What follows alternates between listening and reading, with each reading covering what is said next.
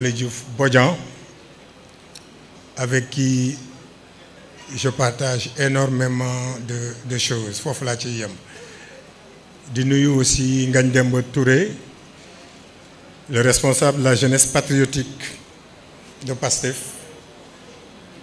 Xam naa nag peut-être bëgguma ku ma mere, mais j'ai l'habitude de le dire, fépp fu ma mës a dem dans mes prises de parole, je fais une mention spéciale à la jeunesse patriotique du Sénégal. Cette jeunesse, comme je l'ai dit, qui a été le fer de lance, qui a tout donné. Parce que nous sommes dans un pays où il y a, je crois, plus de 70% de jeunes. C'est tout à fait normal que cette frange-là soit au devant de la scène quand il y a des batailles politiques. La jeunesse patriotique du Sénégal est la meilleure des jeunesses et je tiens à leur rendre hommage à travers leur représentant ici qui est Ngagne Demba Touré. di nuyu jigéenu Pastef aussi di leen beral loxo jàmbaar ngeen.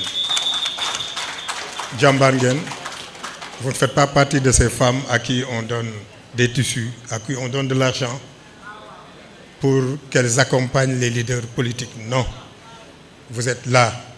Devant nous, vous êtes aussi à nos côtés. Vous n'êtes jamais derrière. Magi Pastef nag jigéenu Pastef boo ko waxee Magi Pastef a ngi ci parce que dégg naa leen yóbbante léegi ne lu tax ñuy tàcc waa GPS mais nag Magi Pastef aussi kenn demul ngeen des ñu ngi leen di nuyu. La commission électorale dafa am lu am solo lu mu organiser tey. Aminata defe naa wax na ko, je vais pas être dans trop de protocole. Wax na ne Lamine aussi wax na ko tey bu ñu toogee fii xeex nañ ba sonn nag xeex nañ ba sonn. Waly Diouf Bodian li mu wax dëgg la, li Pastef xeex dans l'histoire politique du Sénégal benn parti xeexu ko te benn parti du ko mës a xeex. Mais tey bu ñu toogee fii ñi nekk ay ministre ñi nekk ay DG, c'est grâce à la commission électorale nationale.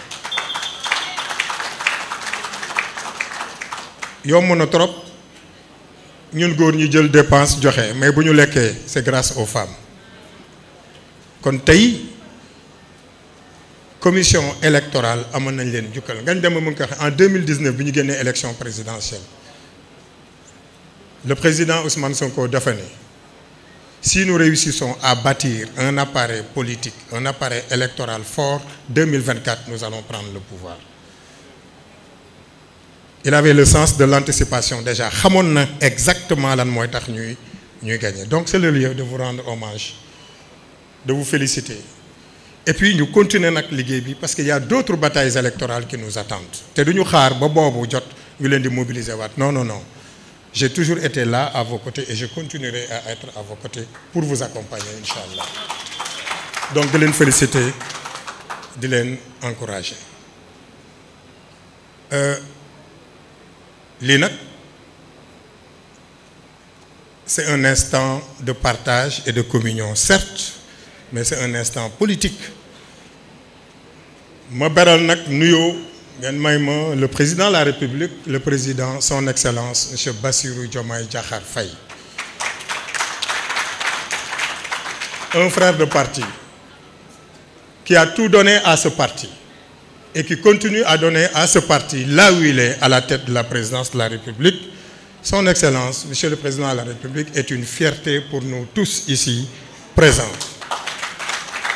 Et il nous verra à ses côtés dans tous les combats qu'il va mener au service exclusif du Sénégal. Le président Bassirou Diomaye Faye nous trouvera à ses côtés pour l'accompagner. Ngeen may ma nag ndeyu mbile ji ndeyu mbile ji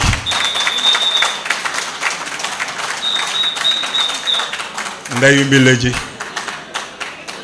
ñun ñuy toog fii tey ay lëkk luñu bu ñu lëkkee olom nañ ko gërëma kan mooy cooy kan mooy Thioye mooy cet homme politique qui a marqué son époque, mais qui va marquer l'histoire politique du Sénégal de façon indélébile. C'est le président, notre bien-aimé président de parti, le président Ousmane Sonko. wax naa ko waxati ko histoire politique au Sénégal ci li ci des du ma waliyu du ma xut bu zaman comme moom nu mu koy waxee un homme politique comme le président Ousmane Sonko dootu fi am loolu sañ naa ko wax. On lui doit tout. Tey si cette jeunesse-là s'est engagée, c'est grâce à lui. Si ces bonnes dames-là qui sont là se sont engagées, c'est grâce à lui. Magi Pastef ak leneen ak leneen ku ci engagé wu ci politique, c'est grâce au président Ousmane Sonko. C'est nous. La solution, c'est Sonko. Voilà.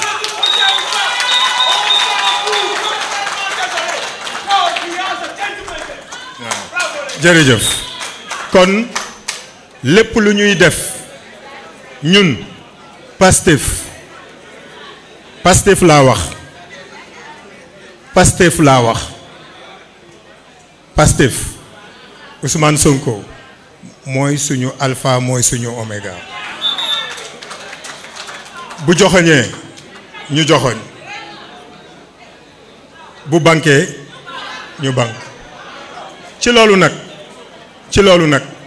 naka la ñuy gunge Pastef pour mu des 50 ans au pouvoir l'excellent Ngagne Demba Touré wax na ko léegi l'excellent Bassirou Diomaye ki Waly Diouf Bodian wax na ko léegi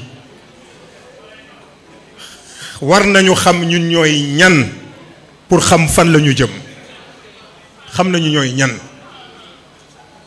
xam nañu fi ñu jóge xam nañu fi ñu jaar ba egsi fii du caaxaan de salle bii defe naa ñëpp fi dem kaso table bii ñun ñëpp dem nañ kaso à part ñenn ñi nga xam ne exilé nañu ñëwaat ñu jàpp leen mais ñeneen ñi daanaka dañoo réer salle bii su ma ne woon ñi fi dem kaso presque ñëpp yëkkati seen loxo su ma ne woon ñi fi gàddaay presque ñëpp yëkkati seen loxo loolu musul am histoire politique Sénégal et léegi ñun est-ce que dinañu xam loolu xeex li ñu xeex yëpp comme li Waly Diouf Bodian wax ñu toog di xoole duñ ko def. L'APR est dans ses derniers soubresauts gis nga xar boo koy rendi balaa sedd il faut que mu fi taxu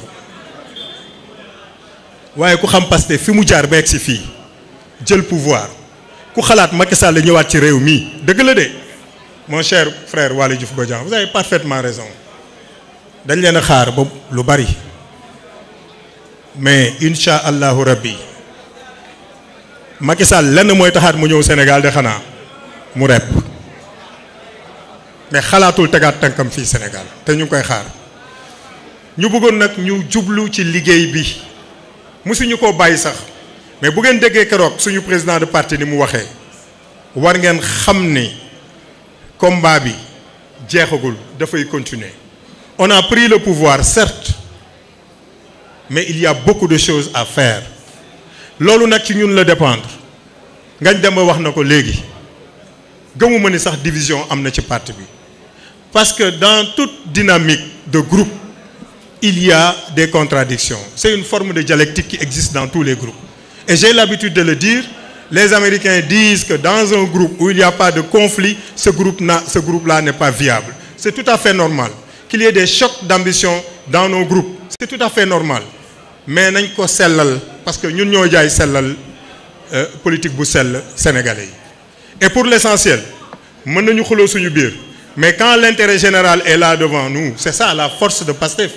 Nous taisons nos différences et nous nous regroupons pour un seul et même objectif ci loolu la ñuy woo ñëpp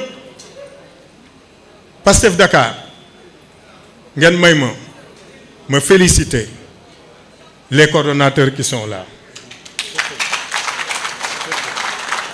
Aujourd'hui nous sommes le 27. Activité bi bu ñu ko organiser woon dans 2 jours nous serons le 29 juillet 2025. C'est le 29 juillet 2018 que nous avons installé la coordination départementale de Dakar. Ken manqué wu fi ken manqué wu fi personne à part 2 coordonnateurs qui ont voyagé. Tout le monde est là. Les témoins sont là. Nous avons installé Pastef Dakar il y a 8 ans. Et pourtant, ken manqué wul. Mais ça veut dire beaucoup de choses. Ça veut dire que les gens ont été tenaces et fidèles. Les gens ont été loyaux au combat que le président Ousmane Sonko menait. Donc c'est le lieu de vous féliciter et de vous encourager. di leen ñaan ngeen continuer ci li ngeen nekkoon wala ñun ñëpp ñu boole continuer ci li ñu nekkoon. C'est pas facile hein, une coordination départementale nekk fi pendant 8 ans xuloowuñu xeexuñu dara amu fi loolu buñ ko réussir c'est parce que nous avons été conscients de ce qui nous unit te loolu moom moo ëpp doole fuuf ce qui nous différencie. ma leen di féliciter encore une fois di leen encourager may tëjal ci lii rek 2029 c'est pour bientôt. Je ne parle pas de 2027 parce que lii xew fii ak 2027 yéen ñëpp yéene ngeen ma ko mais nag lii xew fii ak 2027 yàlla rek ko xam yéene nag ngeen am seen yéene ci man rafet na. Je suis un militant discipliné xëccoowuma dara kuy xëccoo ak man yaa ngi perdre sa temps parce que ci parti laa nekk. Si le parti décide avec son président que je serai le candidat de Pastef Dakar en 2027 loolu mooy am.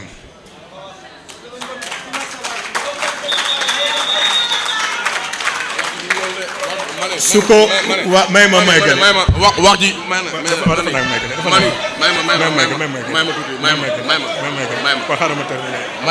mani déglu leen ma wax ji day leer ñun Abass Fall lañ teg fii Dakar fii wax ji day leer.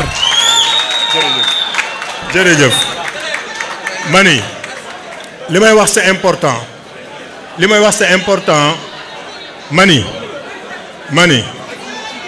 mani li may wax c'est important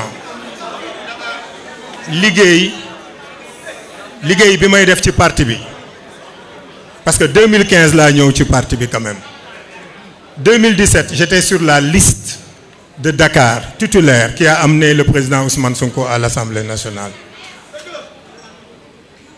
2021 j'ai été premier adjoint au maire de la ville de Dakar 2022 j'ai été député 2024 2025 je suis ministre de la République lan laay ut defe naa su ma dee gor kenn du ma dégg ci parti bi may xëccoo du ma ko mës a def musuma yëkkati sama loxo laaj quoi que ce soit musul am bu mësee amit benn yoon la musa am musul am dañ may woo dénk ma jël ci loolu laay des mani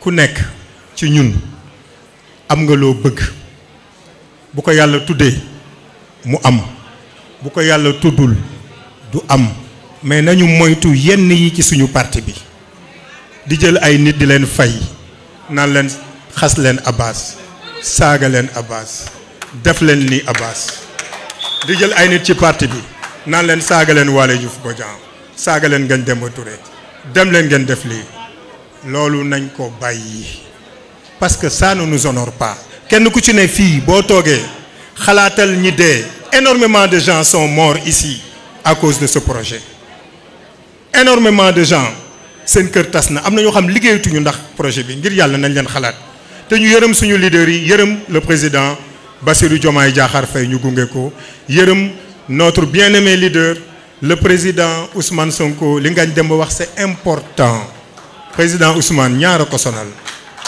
réew mi ak njabootam buñ koy gàccaloo buñ koy rusloo nañu continuer liggéey bi nag activité yi buñ ko bàyyi am na ko ma ne non y a trop de léthargie ma ne ko non man mënuma nekk coordonnateur départemental di organiser à la base Le président Ousmane Sonko l'a dit, animation parti bi c'est à la base. Ce sont les cellules, ce sont les sections. Non la ñu war a def suba war nañu mën dem Grand Yoff organiser fa dara. Gannaaw suba ñu dem Kër Massar comme l'a dit mon frère, mon jumeau Bassirou Waly Diouf Bodian. Ñu dem organiser. Ce sont les activités à la base. Parti bi noonu la war a dundee et responsable yëpp nag wax dëgg yàlla dañ ci war a jàpp. kuñ ci nommé peut-être bari nga liggéey bari mais nag nañu xalaat ne li ñu yor nii base bi moo tax ñu am ko donc bu ñu fàtte loolu nañu jàppale la base mu organiser wu liggéey parce que 2029 c'est maintenant que ça se prépare 2029 c'est maintenant que ça se prépare te bëgg nañu incha allah buñ fa eggee ñu am un autre mandat buñ fa jógee amaat un autre mandat jusqu'à 50 ans jusqu'à ce que nos enfants se partent